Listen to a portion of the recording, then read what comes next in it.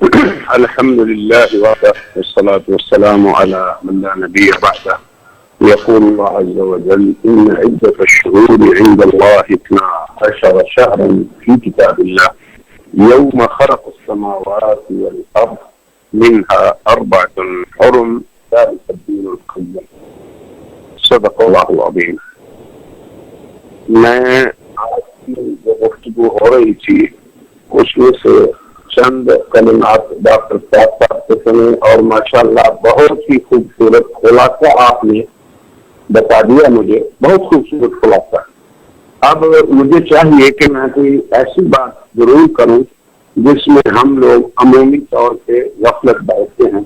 میں بھی ایک عرصے تک پاکستان میں رہا ہوں اور میرا یہ شرعی فرض ہے کہ میں اس طرف تنبیہ کروں پہلے، اس کے بعد کہ میں اس موضوع کے ساتھ معاملہ کروں جس طرح آپ نے اشارہ کیا.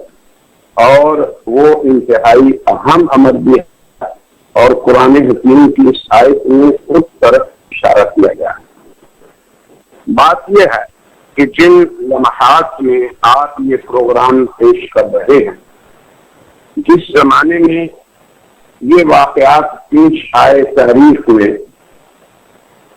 وہ زمانہ کیا ہے تاکہ ہمیں اپنی اصلاح کا بھی پہلو نظر آئے، عمومی اصلاح کا. اب جس زمانے کا ذکر اللہ نے اس آیت میں فرمایا ہے وہ آج کا دن بھی ان دنوں میں سے ایک دن ہے، اور وہ ہیں اشہر حرم.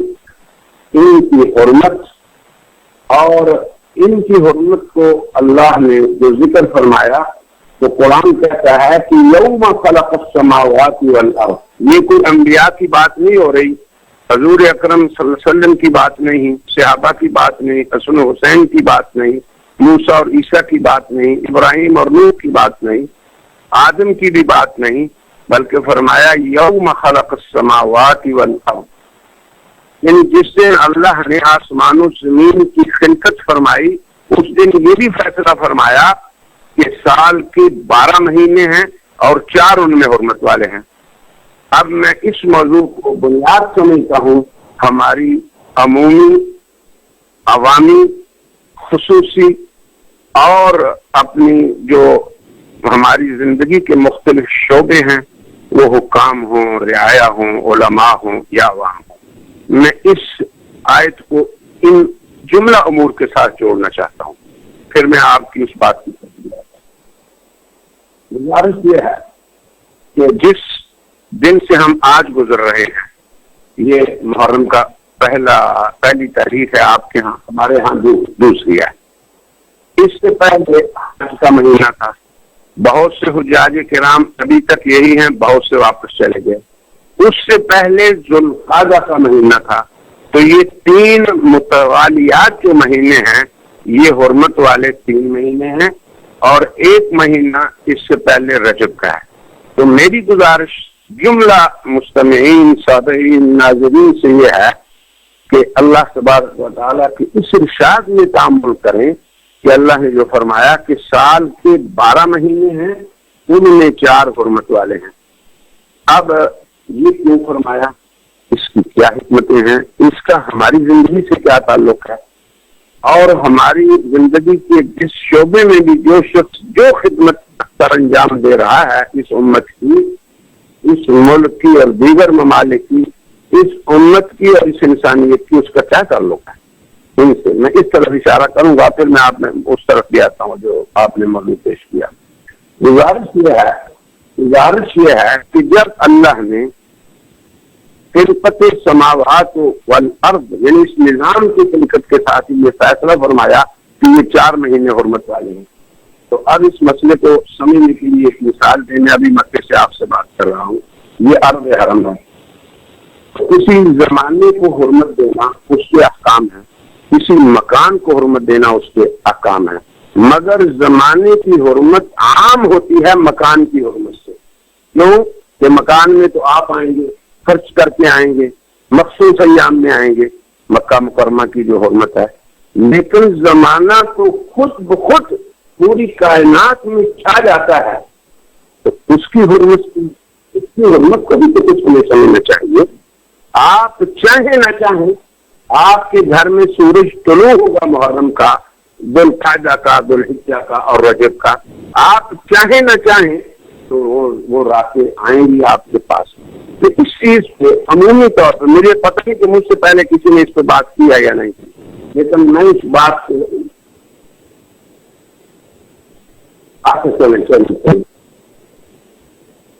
اچھا تو چلیں الحمدللہ.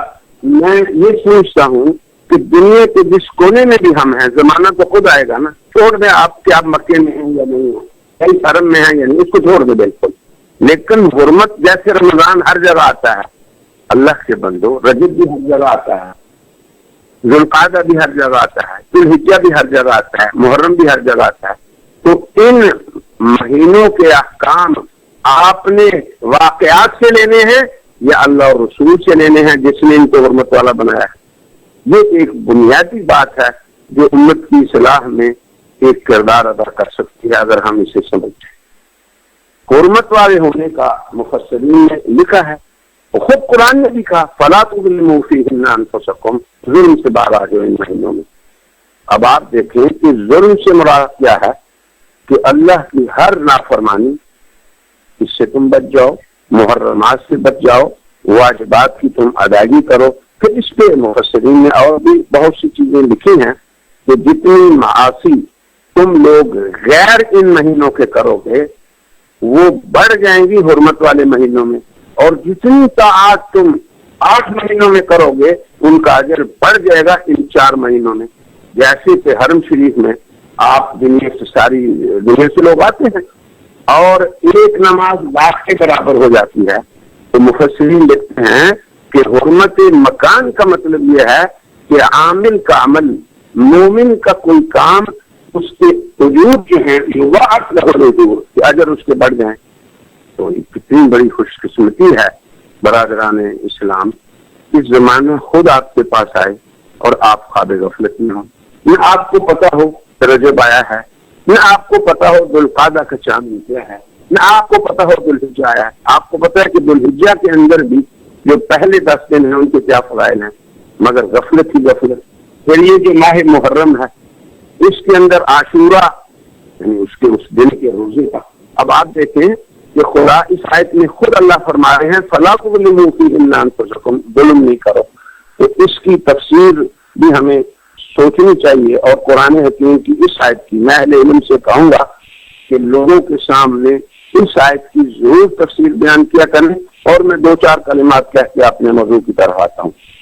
اب دیکھیں جاہلیت میں بھی کیونکہ یہ خلقت سماوات و ارض کے ساتھ اللہ کا یہ نظام بنا تھا اور اللہ کا نظام اسلام ہے.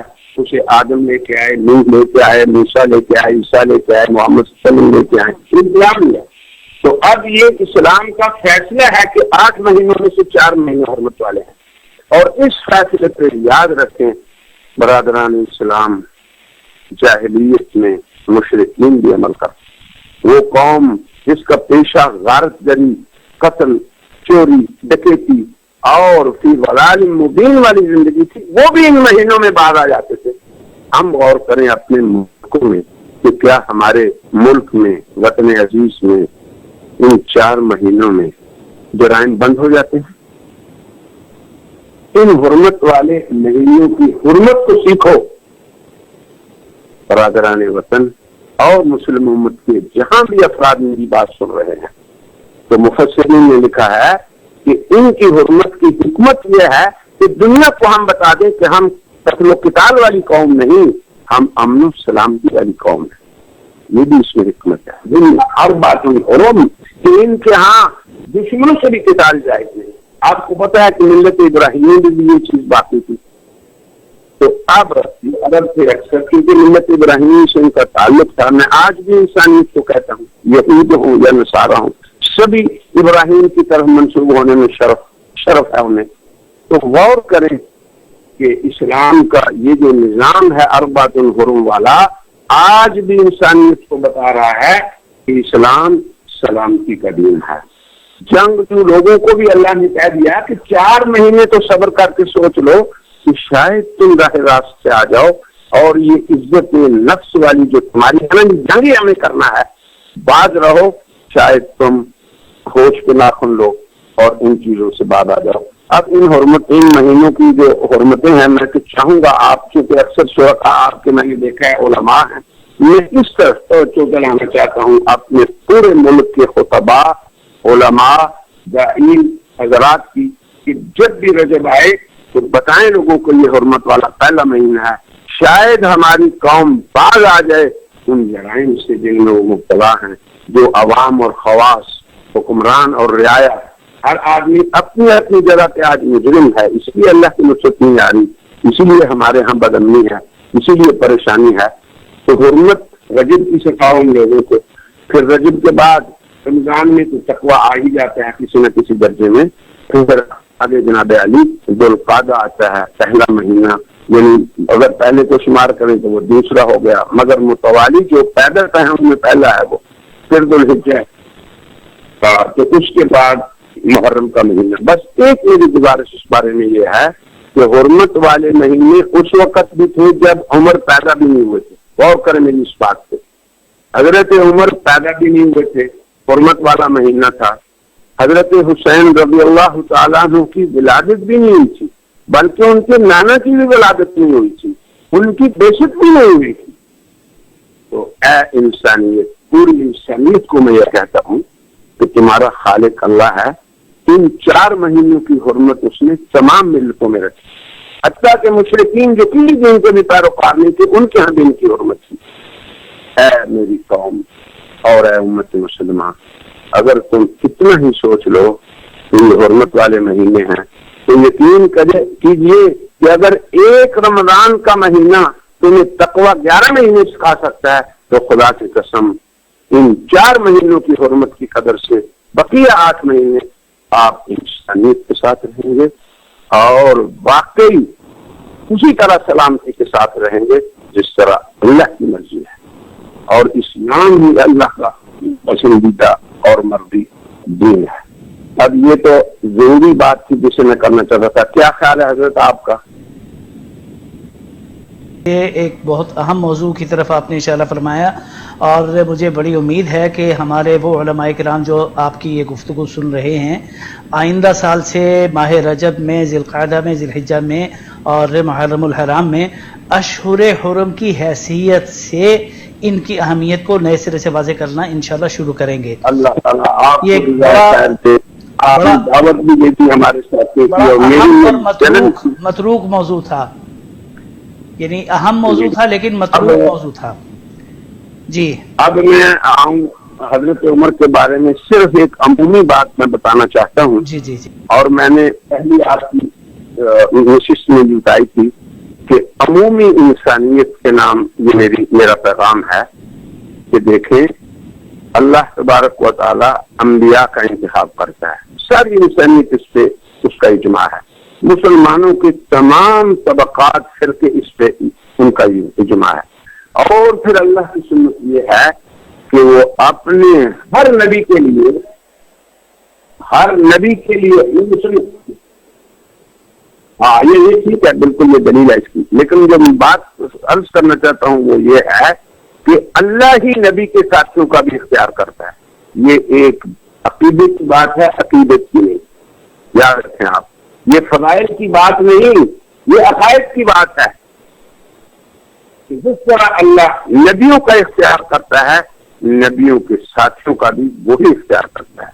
تو میں گزارش کروں گا مسلمانوں سے کہ ابھی آپ ذکر کر رہے تھے کہ آل بیت اور اصحاب، اللہ کے بندوں، رسول اللہ کو کوئی رشتہ دار ہو یا رسول اللہ کا کوئی ساتھی ہو، اسے نسبت ایمانی حاصل ہوگی تو اس کا کوئی درجہ ہوگا۔ اگر ہم یہ سوچیں گے اس امر کو کہ یہ بھی اختیار ربانی سے ہے، اگر نبی کوئی شخص نہیں بن سکتا اپنی محنت سے، چلے ختم کی بات ہو جائے تھوڑی سی، تو صحابی بھی کوئی شخص محنت سے نہیں بن سکتا، یہ نقطہ بھی یاد رکھیں۔ اور پھر اللہ کی سنت یہ رہی کہ ہر نبی کے لیے اللہ نے اس زمانے میں سے سب سے بہترین اور مخلصین انسانوں کا انتخاب فرمایا۔ نبی معصوم ہوتے ہیں اور ان کے ساتھی معصوم نہیں ہوتے، مگر ایمان نبوت کے نبی پہ کیسے ایمان لانا ہے، کیسے جانکاری نبی کی امت کو کرنی چاہیے، اس کے لیے نمونہ صحابی ہوتے ہیں۔ خود ہمارے دین میں دیکھیں، فَإِنْ آمَنُوا بِمِثْلِ مَا آمَنْتُمْ بِهِ، کہ تم نے ایمانیات میں سے جب ایمان بالرسل کی بات کرنی ہے یا ایمان باللہ کی بات کرنی ہے یا دیگر ارکان ایمان کی، تو ایسے تمہارا ایمان ہو جیسے صحابہ کا۔ تو یہ چیز لازم و ملزوم ہے کہ نبوت اور نبوت کے ساتھی یہ اللہ کے اختیار سے ہوتے ہیں، اور اللہ اپنے علم میں کامل ہے۔ اللہ نبوت کے ساتھ اخلاص میں بھی اللہ سے بڑا اور کوئی نہیں، اور اللہ تعالیٰ نے صحابہ کے بارے میں بھی یہ فرمایا کہ حبب الیکم الایمان، اللہ نے ایمان کو محبوب بنایا۔ اگر اللہ یہ چیز کو دل میں ڈال دے تو کون ہے اس سے نکالنے والا؟ تو یہ ایک عقیدے کی بات ہے اور عمومی صحابہ کے بارے میں ہے۔ اور حضرت عمر تو اولین، جیسے کہتے ہیں السابقین الاولین میں سے تھے، تو ان کے بارے میں آپ نے جو یہ بات فرمائی کہ لو کان بعدی نبی لکان عمر، تو یہ واقعی ختم نبوت کے لیے ایک بہت ہی عظیم دلیل ہے۔ پھر میرا خیال یہ ہے کہ حضرت عمر کی خصوصیات جو ہیں ان میں سے اکثر حضرات نے تو ذکر کر دی ہوگی، یہ جو ان کی خصوصیات احادیث میں آتی ہیں، ان کی موافقات ہیں، ان کی اولیات ہیں، پھر ان کے ایمان پہ حضور اکرم صلی اللہ علیہ وسلم کی دعا، پھر اہل سماوات کا مبارکباد پیش کرنا حضور اکرم صلی اللہ علیہ وسلم کو، اور پھر رسول اللہ کا یہ فرمانا کہ من ابغض عمر فقد ابغضنی ومن احب عمر فقد احبنی، یعنی یہ مقام دینا۔ اور پھر عمر کی واقعی یہ ایک بات رسول اللہ صاحب کی کہ عمر کے اندر یہ صلاحیات تھیں، تو تبھی اللہ کے رسول نے مانا، کیونکہ اسلام میں قیادت کے لیے صلاحیتیں بھی شرط ہیں۔ آج ہماری قیادت جو ہے کہ بغیر صلاحیت کے اپنے مال و دولت کی وجہ سے آتی ہے، تو اس لیے امت کا حال وہی ہے جو آپ لوگ دیکھ رہے ہیں۔ پھر اللہ تبارک و تعالیٰ نے اس انسان کی قرابت داری پہ بھی ابھی آپ بات کر رہے تھے نا، اب آپ دیکھیں کہ جو شخص رسول اللہ کے سسر ہوں اور پھر رسول اللہ کے داماد بھی ہوں، اب یہ رشتے ہمیں بھول جانے چاہیے۔ خود حضرت علی رضی اللہ عنہ نے ان کے بارے میں فرمایا کہ ایھا الناس بایعت ابا بکر کما بایعتموہ وبایعت عمر کما بایعتموہ فوفیت له بیعته حتی لما قتل جعلنی سادس ستۃ، اے لوگوں جیسے تم نے بیعت عمر کی ابو بکر کی میں نے بھی کی، جیسے تم نے عمر کی بیعت کی میں نے بھی کی، پھر میں نے ان سے وفا بھی کی۔ یاد رکھیں گے جب علی نے وفا کی تو ان کے قصے بھی معروف ہیں، پھر جب وہ قتل ہوئے شہید ہو گئے تو پھر انہوں نے مجھے 6 میں سے 1 مقرر کر دیا۔ تو یہ تعلقات کی طرح بھی ایک بات شاید اس طرح بھی اشارہ تو ہوا ہوگا۔ اب حضرت عمر رضی اللہ تعالی عنہ کو لفظ محدث آپ نے بولا، اور یہ بولا کہ لو کان بعدی نبی لکان عمر، تو یہ لفظ محدث سے بھی بعض لوگ جو ہیں دجل کرتے ہیں، اور وہ محدث کو کہتے ہیں کہ یہ بھی قوت بالقوہ نبی ہے، بالفعل نہیں۔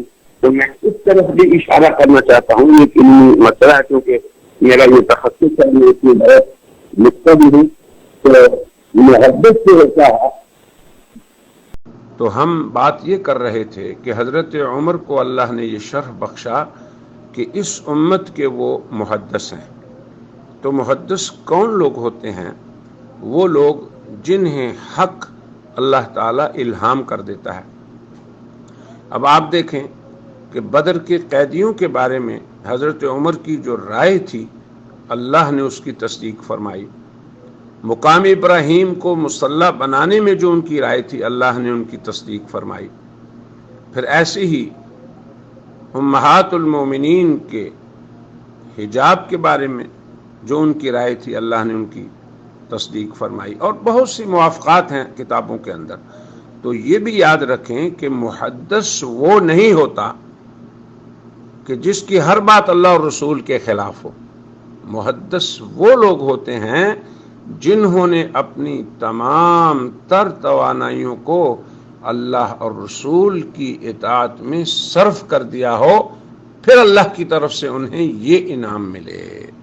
یہ میں نے اس لیے عرض کیا کہ یہ ایک ضروری بات تھی۔